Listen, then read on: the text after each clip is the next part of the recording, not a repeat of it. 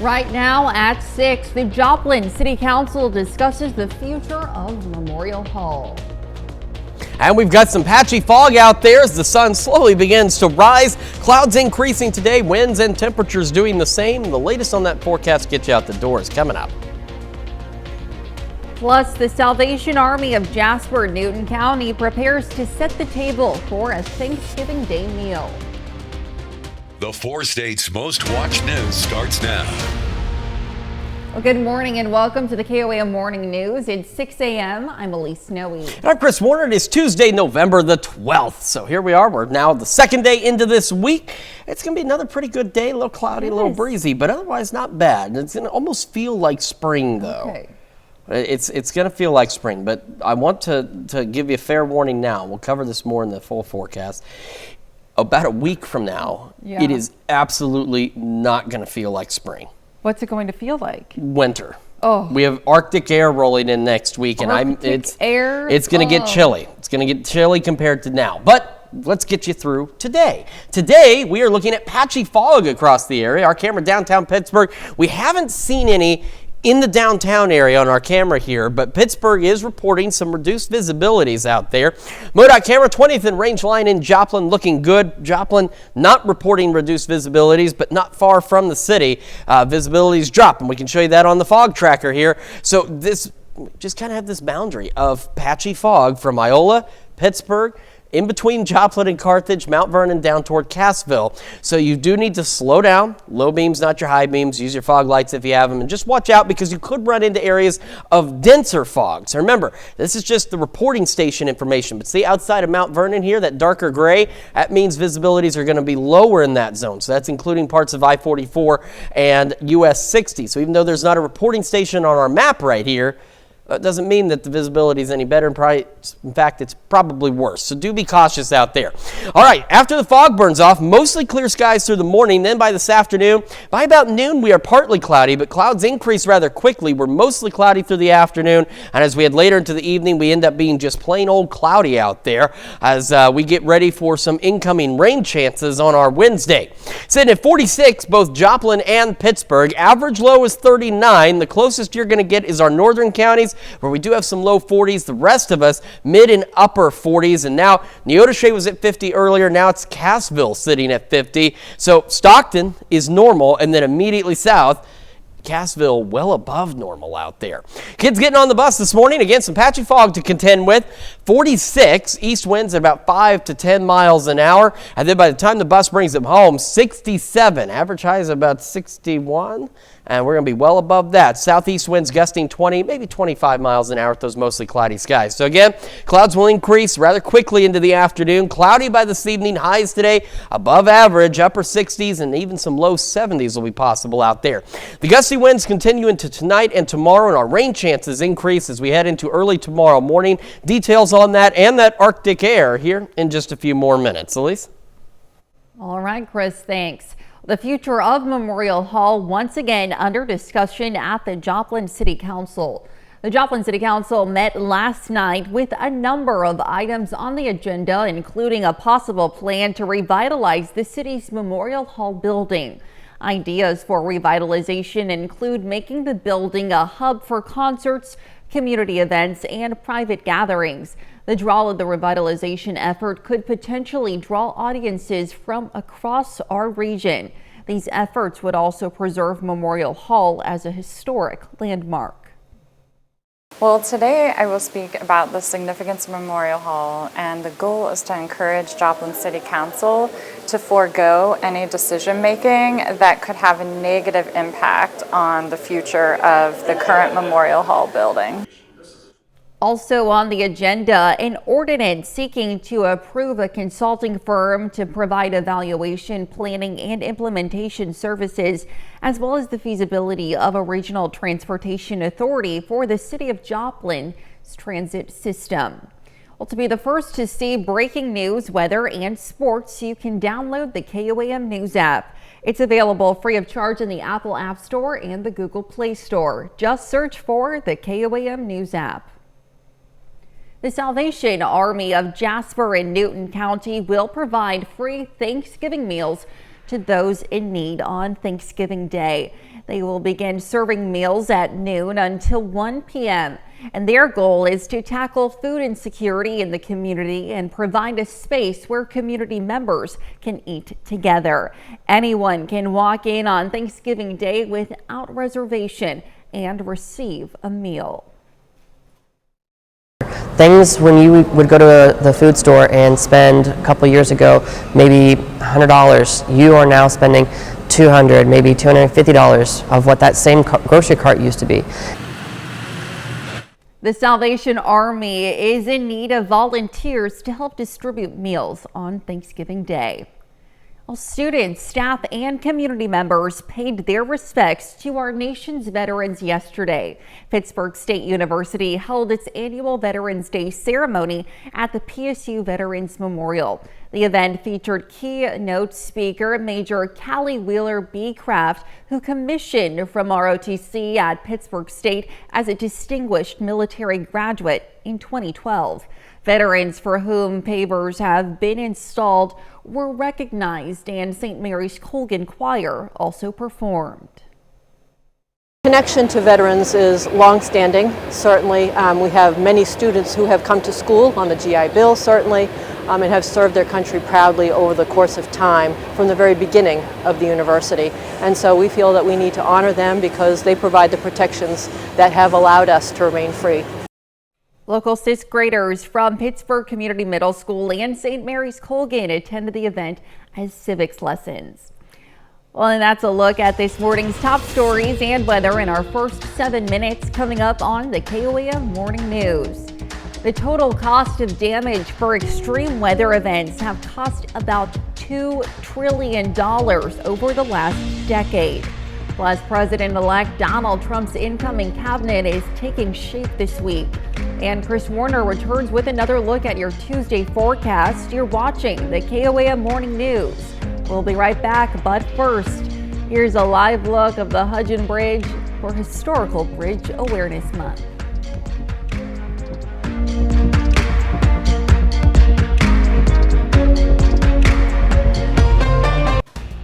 Topping Nation Watch this morning, the White House is racing to dole out remaining funds from key legislation President Biden signed before President-elect Trump takes office. Now, that includes finalizing agreements between the Commerce Department and manufacturing companies for federal semiconductor subsidies, allocating grants for climate initiatives, and surging available money and weapons to Ukraine. The implementation efforts reflect one slice of how the Biden administration is working to shore up key initiatives with the second Trump presidency just 10 weeks away.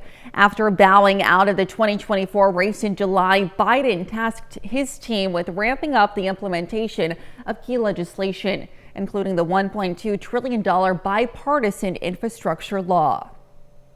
Well, President-elect Donald Trump's incoming cabinet is taking shape this week. Each day, the transition team has announced key nominations and appointments to help fulfill his goals on national security, diplomacy, and immigration. All of the people named so far have also been fiercely loyal to the former and now incoming president. Naomi Ruckham has the latest from New York. Two sources tell CBS News that President-elect Donald Trump is expected to tap two Florida lawmakers for key cabinet positions, Senator Marco Rubio for Secretary of State and Congressman Mike Waltz for National Security Advisor. Donald Trump is not steeped in policy. Rubio sparred with Trump during the 2016 GOP primaries before dropping out and eventually backing him up through this year's campaign. We are patriots who love America. Waltz is a decorated ex-Green Beret who served in Afghanistan, the Middle East, and Africa. I fully believe in his America First agenda. Yesterday, Trump also announced House Republican Conference Chair Elise Stefanik of New York to be his next ambassador to the United Nations, an organization she has criticized in the past. We know that the UN is a den of anti-Semitism. Meanwhile, former New York GOP Congressman Lee Zeldin was chosen as Trump's Environmental Protection Agency administrator. Zeldin launched an unsuccessful run for New York governor in 2022. I do believe that at some point there will be a re-entry to government. This as progressive House Democrats are voicing concerns over Trump's pick of Stephen Miller for Deputy Chief of Staff and former ICE Director Tom Homan as border czar. I think we're going to continue to see a number of people that have disturbing histories being appointed. And they're vowing to fight his plans for a mass deportation program. Naomi Ruckham, CBS News. The President-elect Trump's choice of sitting members of the U.S. House to his cabinet has sparked some concerns over what's likely to be a narrow balance of power in the chamber, a matter that is still unsettled now a week after Election Day. Now, their seats will be vacant until special elections can be called to choose their replacements. This all comes as new members of Congress begin orientation in Washington today. And that's a look at some of today's top national stories. Here's Chris with a look at your forecast. Yeah, we've actually got some clouds out there. They are beginning to exit the area on the Skywatch Storm Tracker. Take a look at this. Now, usually we switch it back to color mode, but really in black and white, it's just as beautiful. And you can see the clouds a little better. That's what we're looking at. We're looking at mostly clear skies through the morning ahead of increasing clouds by this afternoon. We will have a look at your forecast, talk about the winds, the rain, and all that other fun stuff here in just a few more minutes. Well, a baby goat is recovering well after a tense rescue from a cliff in Hawaii. As Mihalani Richardson reports, the goat is getting extra love at an animal sanctuary. This is Bala Buddy. He's now at the Aloha Animal Sanctuary in Kahaluu, where he's getting extra care. He'll soon have a new home with 15-year-old Lawai Diaz, who's the sanctuary's animal wellness manager. He's so soft. I'm very excited. I've actually been wanting a goat for a while now, but I've been waiting for the right one to come along that needed rescuing, and Bala is just perfect. Caretakers here at Aloha Animal Sanctuary think little Bala is about a month old. He's going to the vet this afternoon, but for now, they think he's just fine. You would think that he would be doing very badly, but he's actually thriving. He's running around, he's hopping like baby goats do. The goat was stranded on a Waianae cliff for 4 days, and it's unclear how he got there. On our way to save little goat. On Thursday, a group of volunteers came to the rescue. You're gonna go down there, little buddy. The goat started kind of in a panic as we approached, so we just kind of hung back, just kind of slowly inching forward and using like a team strategy of kind of corralling the goat. I had so much love and respect for the community, for the volunteers who came together to just perform such an action, to risk their lives for a baby goat. Haku!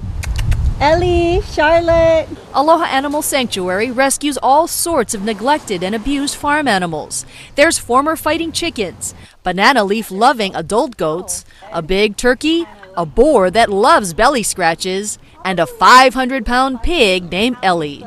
As for Bala Buddy, a vet now believes he's less than a week old and will need special attention to make sure he's eating. Bala Buddy is doing so well that he even has his own Instagram page, and that's at @the_rescued_goat. Now here's Chris with a quick look at your forecast. Yeah, we've got some patchy fog out there. Not seeing any from our downtown camera in Pittsburgh. What we are seeing is this absolutely beautiful sunrise. We'll be back with another look at your forecast, talking about the warmer temperatures, the winds, and the rain right after this.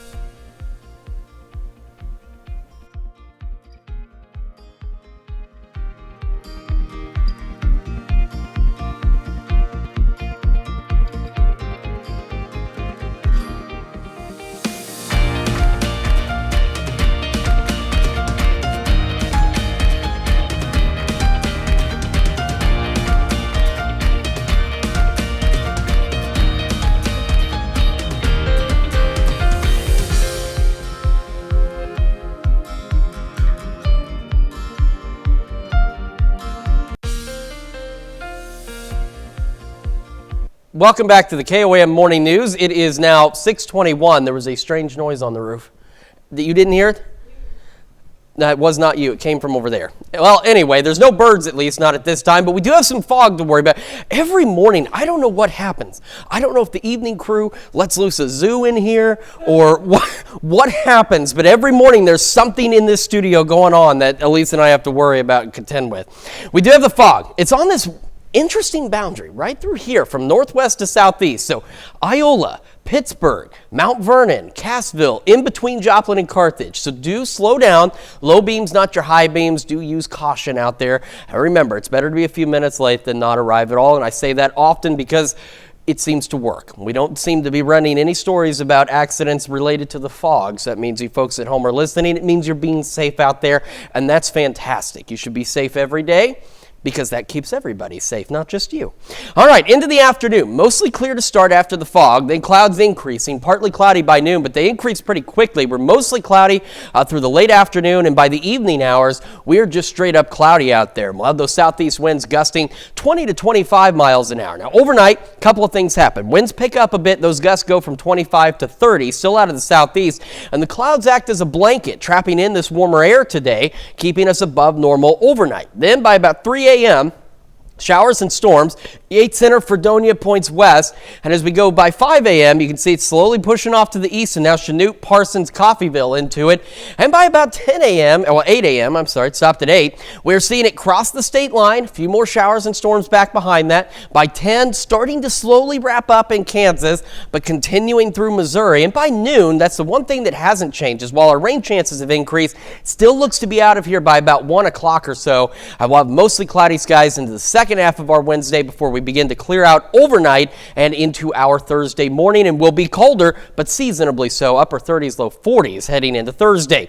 Beautiful sunrise this morning from our camera at 7th and Rangeline, 46 in Joplin. The winds are calm. Humidity's up there. That's what I mean. It's going to feel like a spring day. So you're going to be able to feel the moisture in the air ahead of the incoming rain chances. Low 40s in our northern counties. We're going mid-upper 40s as you get a little further to the south. We've even had a couple of 50-degree readings in there earlier. Neodesha early, and then Cassville just not long ago at 50. We're at 49 to start the day. Patchy fog through 8, maybe 9 at the latest. Otherwise, mostly clear skies this morning. Low 60s by 11 o'clock. Clouds increase this afternoon, well above normal out there as we go into the upper 60s, maybe even some low 70s. The gusty winds, they'll continue into our Wednesday, but they'll shift out of the west, gusting at 25 to 30. Morning showers and storms, mostly cloudy after, clear overnight, lows into the upper 30s. Seasonable weather Thursday as well, and we warm up Saturday and Sunday ahead of additional rain chances as we kick off the next work week. And the other thing, take a look at that temperature drop. Tuesday, 64 for the high, 33 for the low. Now we're talking below normal and only into the low to mid 50s Wednesday and Thursday. This is an Arctic air mass that's coming in. Now thankfully it's not significant. We're not dropping with highs in the 30s, but it's going to be one of the coldest sets of days we've had since we moved into the fall season. So do be ready for that. That is a check of your forecast. We're going to toss it over to Elise now with Health Watch. All right, thanks, Chris. Well, heart attack deaths due to obesity have skyrocketed over the last 25 years. An analysis of CDC data shows a 180% increase in obesity-related heart disease deaths between 1999 and 2020. Now, the biggest increases are among middle-aged men, Black adults, people who live in the Midwest, and people in rural America. Differences in education and income could play a big role in the health of pregnant women.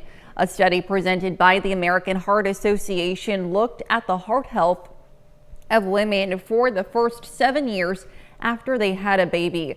They found socioeconomic factors, including health insurance status and health literacy, can put women at risk for heart disease, and those factors may explain racial and ethnic disparities in health.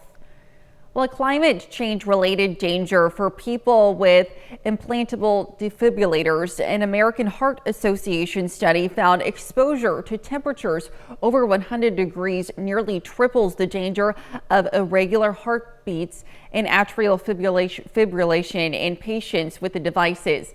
People with defibrillators are being advised to avoid extreme temperatures and use air conditioners. And that's a look at some of today's top health stories. We'll be right back. Right now at 6:30, volunteers decorate veterans' headstones at the Peace Church Cemetery in Joplin. We've got another morning of patchy fog out there and an absolutely beautiful sunrise from our camera in downtown Pittsburgh. Look at that forecast, get you out the doors coming up.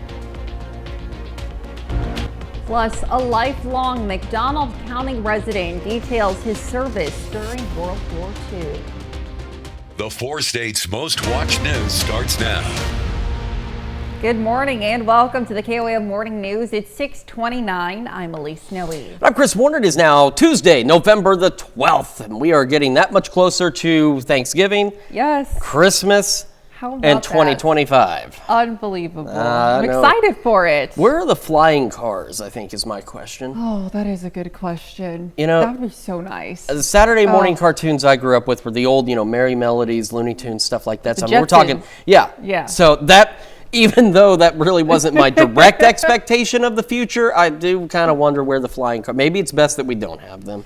I'd really like one. Sometimes. It would be we neat. Get up early in the morning sometimes. Just fly over to work in your little car. Star Trek transporters are the better option. You can just here we go with your Star Trek. Hey, I'm not going in depth, but that I think is an easy solution for us to get from A to B. We don't have them yet, but what we do have is a camera, and it is located on top of a building at 4th and Broadway in Pittsburgh. It is pointed to the east, and it is showing us this absolutely beautiful sunrise out there this morning. It looks fantastic. Just a few clouds. We do have some patchy fog. You can kind of see it off in the horizon there. MoDOT camera 20th and Range Line in Joplin, getting a little more daylight out there. Some clear, mostly clear skies at least from this perspective. Fog trackers still have this boundary of fog. Iola, Pittsburgh, in between Joplin and Carthage, Mount Vernon and Cassville. So again, do slow down. Low beams, not your high beams. Watch out because you could also run into patchy, dense fog out there as well, where maybe the visibility is not too bad at first, and all of a sudden there's that wall of fog, so do be careful. Similar to yesterday, we'll have mostly clear skies once the fog burns off. By noon, we are partly cloudy, but the clouds will increase rather quickly. We're mostly cloudy into the afternoon and then cloudy by the evening hours, and we'll have those winds out of the southeast gusting upwards of 20 to 25 miles an hour. 46 in both Joplin and in Pittsburgh right now, and temperatures around the region. We've been relatively close to normal in our northern counties. Low 40s, we should be, average lows about 39. A little further south and west, though, we start warming up, mid-upper 40s for a number of locations. Neodesha, Cassville, each hitting 50 early this morning as well, so well above normal out there. We're looking at mid-40s to start when kids get on the bus. Some patchy fog, east winds 5 to 10. By this afternoon, we are mostly cloudy, 67, and again, we'll have those southeast winds starting to pick up out there. We'll have temperatures well above normal, upper 60s, maybe even some low 70s, and again, clouds increasing through the afternoon into the evening and just going plain cloudy overnight. We have rain chances increasing for our Wednesday in the morning and say early afternoon hours. We'll take a look at your full forecast here in just a few more minutes. Elise? All right, checking with you soon, Chris. The Peoria Tribe of Indians of Oklahoma held their 4th annual Veterans Gourd Dance yesterday. The event took place at the Ottawa Peoria Cultural Center, and family, friends, and community members from diverse backgrounds came together through music, dance, and shared respect for current and past veterans. Dancers wore colorful gowns representing various tribes. We were citizens of the United States. We fought in the First World War, Second and Third, Korea, in all branches of the service. So American Indians, by and large, are one of the most patriotic people in this United States. The event also underscored the service and sacrifice of American Indians. Webb City, Missouri also honored area veterans yesterday at Memorial Park. The community turned out to show their appreciation for the service of local veterans. The importance of Veterans Day alive in their communities, and because if it wasn't for our veterans, we wouldn't be here today. And I just don't want our community and our citizens to lose sight of that. The public event was followed by a chili lunch at the Webb City Elks Lodge. Volunteers made their way to the Peace Church Cemetery in Joplin to commemorate the occasion. The event, arranged by the American Legion Post 13 and the Joplin High School JROTC Color Guard, conducted a presentation of the American flag as well as decorated the graves of the veterans buried at the cemetery. Veterans from the Civil War, Spanish-American War, World Wars I and II, and Korea were honored at the event. From our perspective, we do military honors at funerals. We've done 65 funerals so far this year, and it's something that we believe every veteran deserves to be recognized for his service, whether he was in combat or not. People can pay their respects at the Peace Church Cemetery any day from dawn to dusk. The gravestone decorations will remain in the cemetery for several days. Less than 1% of the 16.4 million Americans who served during World War II are still with us today to share their stories. 97-year-old Chester Hobbs of Anderson, Missouri is one of those people. A lifelong resident of McDonald County, he served in the Army for 3 years during World War II. Corporal Hobbs was stationed in Italy, where he worked as a medic, military police, and a tank driver. He says, like many during that time, he heard the call to join the fight. They were needing tank drivers, so they selected me because I had drove a Caterpillar. So they gave me my license and away I went. Someone had it. Corporal Hobbs has since received the Army of Occupation Medal, and earlier this year he was presented with a resolution from the Missouri House of Representatives in honor of his service. And that's a look at our top news stories coming up this half hour on the KOAM Morning News. We'll see why more Americans are traveling around the world for cosmetic and medical procedures. And we have a mild and partly cloudy day today. We'll have what to expect with Chris Warner in the Skywatch Weather Center. You're watching the KOAM Morning News. We'll be right back, but first, here's a live look from the Hudson Bridge for Historical Bridge Awareness Month.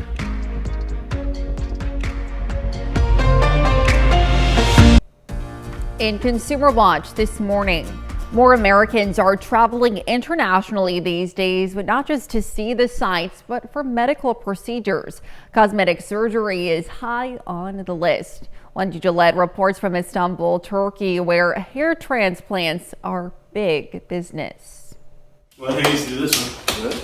John Hagley, who splits his time between St. Louis and Los Angeles, enjoyed his recent trip to Turkey with his wife and their daughter Mabel. The actor also had a mission in Istanbul to get a hair transplant to look more like he did years ago. My hair is a part of me, and I was getting an island up there, so I wanted to make sure it wasn't gonna be an island anymore. They take this whole part and say, this is your donor area. Hagley underwent the procedure at Esenove Clinic located inside an Istanbul hospital.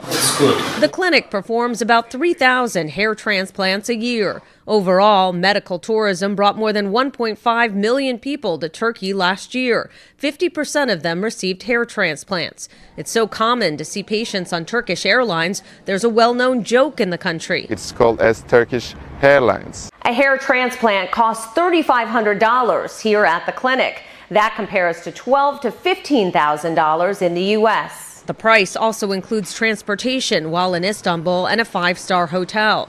The Turkish currency works in Americans' favor. Ways for the doctor is much more cheaper, maybe 10 times cheaper when you compare any doctor in America. The most common medical tourism procedures are cosmetic, fertility, and dental, with Americans typically seeking them in Mexico, Costa Rica, Colombia, Brazil, and Turkey. To address some of the risks, the nonprofit Medical Tourism Association says, look for facilities that are accredited. Make sure you're comfortable with a doctor. Try to speak with former patients and comparison shop. A lot of the really good providers will include that you're staying there for a certain amount of time in the country, and that it is going to include things that may happen because complications do happen during medical procedures. Hagley says he felt safe and his procedure went well. By a full year, I know that I'll have a full head of hair again. Making this a rejuvenating trip. Wendy Gillette, CBS News, Istanbul, Turkey. Like stocks, Bitcoin is also setting new records since the election of Donald Trump. The cryptocurrency has nearly doubled in value from a low of just over $38,000 this year to surpass $87,000 yesterday for the first time ever. The cryptocurrency has nearly doubled in value from a low of just over $38,000 this year. Well, Boeing has reached a last-minute settlement with the family of a woman who died in the 2019 Ethiopian Airlines 737 MAX plane crash.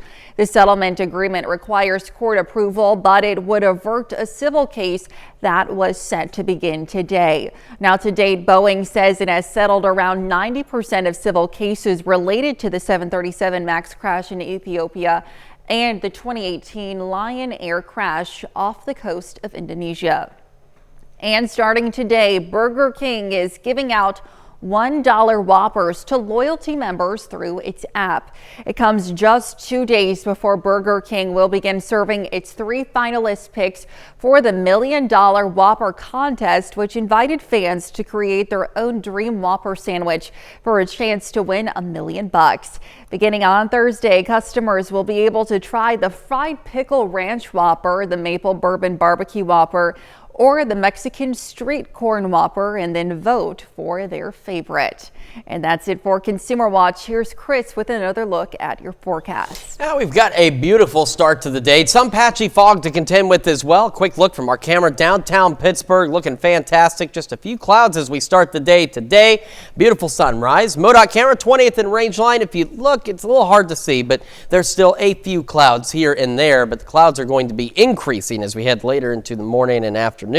Foggy conditions have improved a bit in Pittsburgh, even Cassville, Mount Vernon. Still reduced visibilities, but not as much. However, Iola still just a hair under 4 miles of visibility. So again, watch out for that patchy fog. Watch out for that dense fog. It can sneak up on you. Low beams, not your high beams. Again, you folks at home, you know the drill at this point, I think. By this afternoon, we're partly cloudy by noon, somewhat similar to yesterday, but clouds will continue to increase and will be mostly cloudy through the late afternoon hours. And then by the evening, we are just plain old cloudy out there. Clouds will work as a bit of a thermal blanket, keeping us a little warmer later this evening. All right, 46 Joplin, 45 in Pittsburgh right now, and temperatures around the region. Most of us, in fact, all of us above average, but a little closer around, say, Fort Scott, Nevada, Stockton. Some low 40s up there, and then we get further south, we're in the mid to upper 40s for most locations. Kids getting on the bus this morning, some patchy fog, mid 40s, east winds 5 to 10 by this afternoon. 67, mostly cloudy, southeast winds gusting 20-25 miles an hour. We'll have another full forecast, talk about our rain chances in just a moment. We'll also celebrate birthdays and anniversaries, but first, here's what's happening on CBS Mornings. I'm Tony DeCopel coming up on CBS Mornings. With some votes still being counted a week after Election Day, New York Democrat and House Minority Leader Hakeem Jeffries is going to join us in studio. He's got a new book teaching kids the ABCs of democracy, and in this new book, he hopes for a bipartisan future. That's coming up on CBS Mornings. All right, time for some Tuesday birthdays. We're going to start in Chanute with Colston Edwards, celebrating birthday number 5. Says happy birthday from Mom, Dad, Nana, and Papa. And heading over to Columbus, a happy 5th birthday to Jesse King. Says here, happy birthday from your family and church family. And we've got Hope DePratt celebrating birthday number 6 today. Happy birthday, Hope. And a happy 11th birthday to Maya Joplin in Fort Scott. And down to the south in Pittsburgh, Jamie Ridenour celebrating birthday number 48 today. Happy birthday. And in Thayer, a happy 60th birthday to Tanya Thornton. And back to Pittsburgh, we've got Mark Thompson celebrating birthday number 64. Happy birthday, Mark. And staying in Pittsburgh with happy 76th birthday to Steve Lathib. It says, love you, big bro, from your little sis. And back to Thayer, we're heading out there for Carol Pack celebrating another year wiser. Happy birthday, Carol. One of our own celebrating a birthday today. A happy birthday to Diane Cunningham, who is the senior marketing consultant here at KOAM. Diane is one of the friendliest people you'll meet. She's a fantastic person. So if you need to, buy some advertising, see Diane. There you go. There you go. Our list continues, heading over to Cherokee with Jessica Commons celebrating birthday number 34. And in Nevada, happy 76th birthday to Barbara Wicks. And back to Kansas, to the city of Prescott, Roger Bloomfield celebrating birthday number 76. All right. Happy birthday to everybody on our list. And if you would like to celebrate with us, and who wouldn't, by the way, everybody wants to. Yes. Elise, what do they need to do to join in the party? Please submit those birthdays and anniversaries to birthdays@KOAMnewsnow.com. Be sure to include those photos, messages to meet the deadline at the bottom of your screen, and to also include the date of your celebration when submitting. Absolutely. Make those deadlines because you want to make sure your birthday or anniversary airs at the right time. You don't want them to tune in and miss it because you didn't put the right date on there. That wouldn't be good at all. So make sure you put that information in there, and make sure you have your low beams on, not your high beams. And this is what your fog lights are for. It's not for clear skies or at 2 o'clock in the morning when there's nothing out there. It's for the fog, and we have some patchy fog. The densest fog right now around the Iola area, just under 4 miles of visibility. So that's parts of 54 out there heading back to the west. And then we have it's the same boundary that's generating the majority of the fog reports we're getting from Cassville, Mount Vernon, in between Joplin and Carthage, Pittsburgh, back up toward Girard, and then eventually up to Iola. So again, just make sure you're being smart out there, and remember too, it is better to arrive a few minutes late than not at all.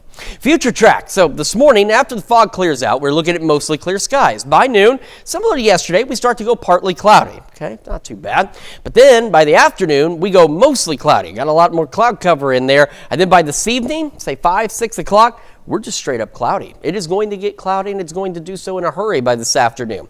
We're also going to have southeast winds out there, gusting upwards of 20 to 25 miles an hour, and temperatures today above normal. Now, here's the thing. We've talked about it, and this is going to be a perfect example of, for anybody who's maybe never heard me give the speech about this.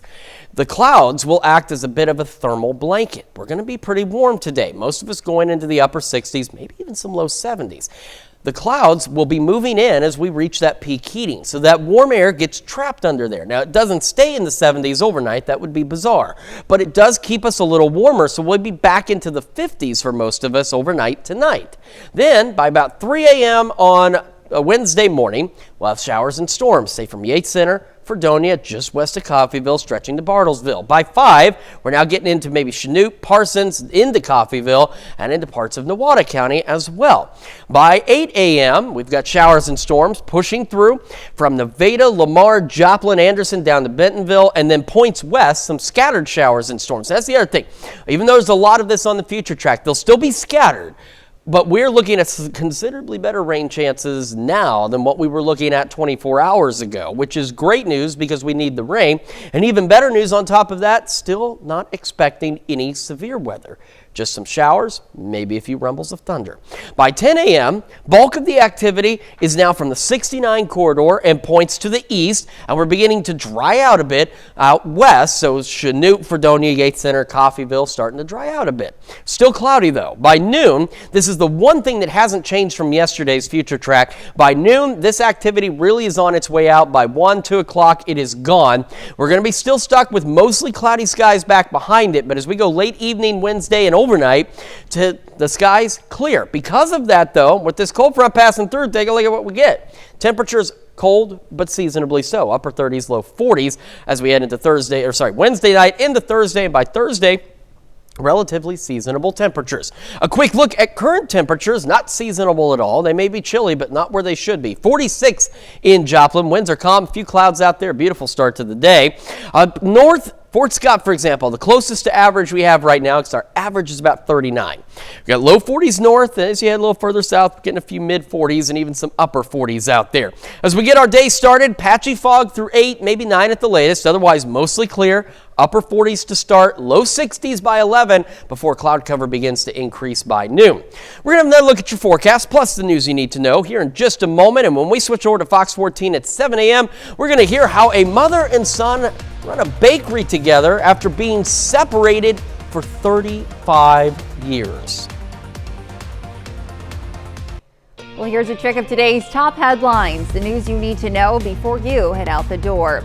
The Joplin City Council met last night with several items on the agenda, including a possible plan to revitalize the city's Memorial Hall building.